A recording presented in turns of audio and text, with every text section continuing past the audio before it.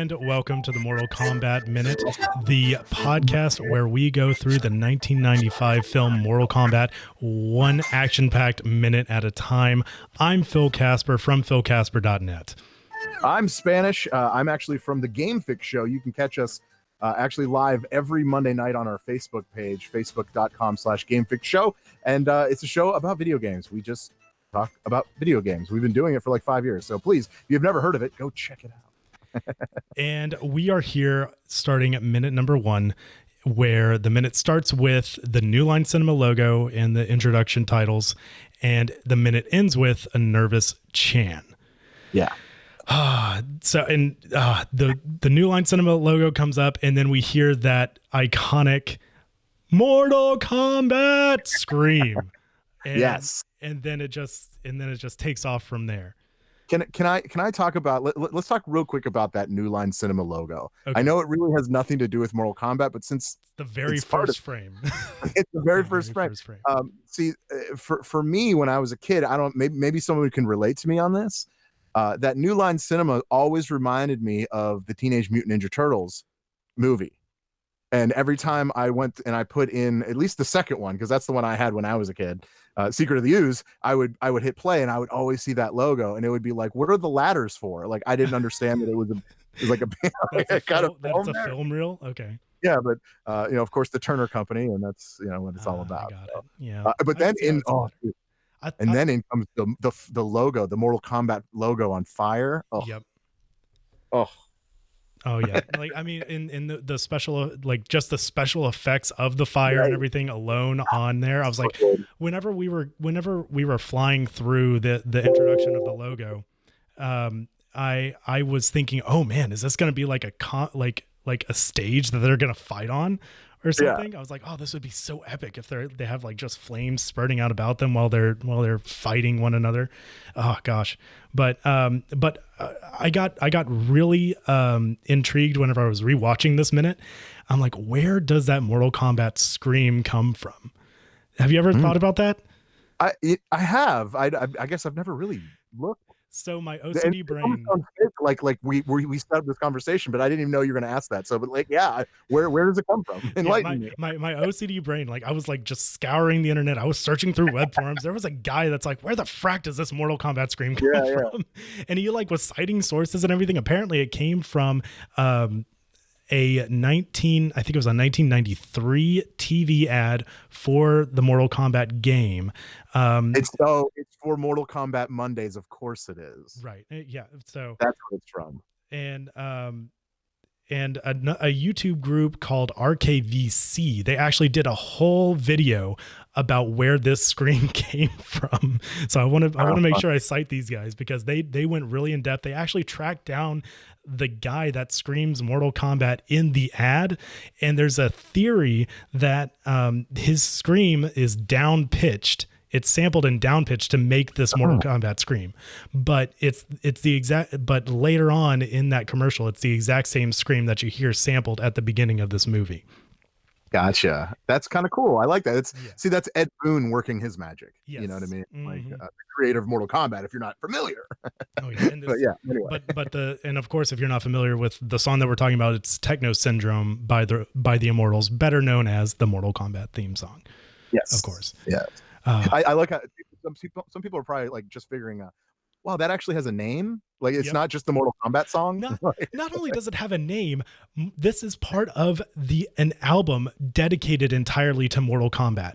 Like the actual first game had its own album, and every single character in the game had their own track dedicated to them, all made by the Immortals. Yeah, that's cool. I can hear every track. Trust me. Like late at night, I'm trying to sleep, and all I hear is dun dun dun dun. Dun. Like I just hear it. You know what I mean? Like, okay, so so then where are we at? We got to get past the fire. We're still logo. Like on the logo introduction here.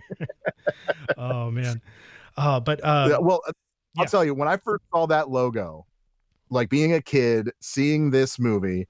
When I first seen that logo and because it's spinning, and then all of a sudden that flame of fire comes through the eye of the dragon, and then it backs out and you can see, and it's just fire in the background. And then I think, and then the letters, all the letters like kind of fly in like knives or something. Oh, dude, that's for me when I was a kid, that set the tone of like this movie. I was like, this is the movie. You know what I mean? Yeah, like, this is gonna. I played the game all the time. This is the movie. You know? Oh, yeah, this is going to be an action-packed thrill ride for sure. Yeah, totally. And you knew it was coming because you know what Mortal Kombat is about. So yeah. But I mean, so and then the logo just goes away. And it's engulfed in flames, and then we are transitioned into like this dark gray Shaolin monk temple grounds area. Like we're skewed a little bit, so you know something. So we're already off kilter, and there are two dudes just facing off one another. We don't know who these people are if we're watching this for the first time, but right. The sky is ominous. There's thunder cracking. Like you can hear that. Like, oh, this isn't a good situation. Right. I feel, you know what I mean. First time you see it, this isn't a good situation. They have the monk going in the background as well. So they make it like very apparent, like this is a monk temple here. Yeah. And for a while the two fighters are just staring at each other. And of course the two fighters that we have are Shang Tsung and Chan Kang. Yeah. And Shang Tsung, who's played by Kerry. I'm going to butcher his name. Kerry Hiroyuki Tagawa, right? How'd I do? Sure. Is that good? Sure. And then Stephen Ho is Chan. So that's sorry. I think I did well. I think you really did well on the second one. On the second one, I did better on the second one. But one thing I noticed in here is that Chan, like you can tell right away that Chan looks very unsure of himself. He's like very nervous and he doesn't know what to do. Really. Yeah, it's almost like you get the feeling that he already feels like he's like outnumbered, or not outnumbered, but like overpowered, outmatched in a way, almost. And in a way, I mean, of course he is, but I didn't even realize this until I started reading the novelization of the movie. Okay, I go really in depth in this. I like it. I don't know how to read. So Shang Tsung is actually going to just straight up murder Chan. Like I didn't like this isn't. I thought this was actual Mortal Kombat happening as we're watching it, and apparently that isn't what's happening. This is just straight up an assassination happening. That's a good call. As a play. That's a good call. Yeah, because you notice that there's no one else around. It's just those two. Exactly. But I mean, but even then, like in some later battles, it's just those two. It's just two fighters with nobody else around. That's a good point. But still, like even just whenever I watched this for the first time, I thought, oh, this must have been like a Mortal Kombat, of a younger generation, and then it's coming around again. This was like the 9th match or whatever, and now it's coming around again to where Liu Kang ultimately later will come in and step in. But an event, pretty much, not so.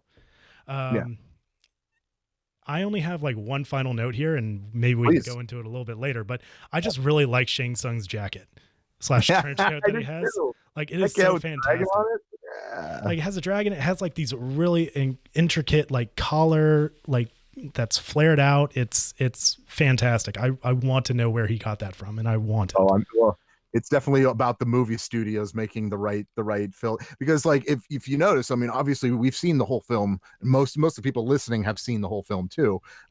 Most of the outfits are very well put within like the Mortal Kombat world, and with that, it just makes him look sinister. He's got that, like the black leather, and he's got the, it's just.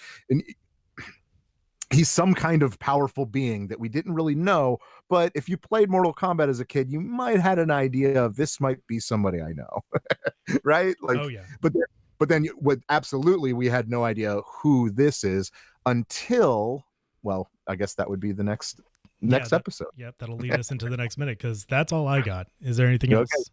No, I feel like we've covered most of it. Obviously, this one was a kind of a quick one with just the intro, with the burning. What else can we really say about that? Well, we're gonna have so much really more. It really sets the stage for, what's to come. Indeed, and so I guess with that, that's it for this Mortal Kombat Minute. And until next time, I'm Phil Kasper. I'm Spanish. Take care.